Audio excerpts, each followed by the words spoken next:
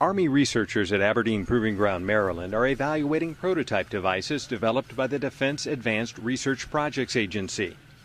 The Warrior Web project has a goal to create a soft, lightweight undersuit to help reduce injuries and fatigue while improving mission performance.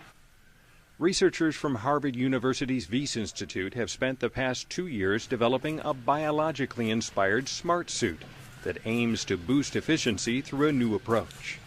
A series of webbing straps contain a microprocessor and a network of strain sensors.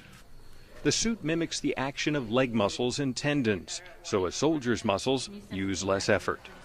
In all, the Army Research Laboratory will evaluate 4 Warrior Web prototypes. The Army Research Lab was selected to be the independent government evaluators for the program. DARPA was looking for an organization that had experience collecting biomechanics and physiologic data on soldiers in the field and evaluating soldier performance for various equipment items. We have a unique capability in that we have a biomechanics lab co-located with an outdoor obstacle course and a cross-country course. So we're able to collect both lab-based data and field data for the systems. During testing, a soldier wears the device while carrying battle gear. Each step on the instrumented treadmill measures how hard his feet are hitting the ground with each stride. We're also looking at how they're walking in terms of time and space. So we get things like stride length and stride frequency and time that their feet are in contact with the ground.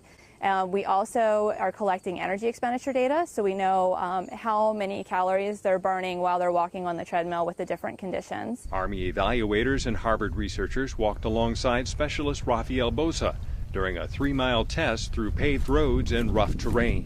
DARPA also turned to Army researchers during the first phase of the Warrior Web prototype development.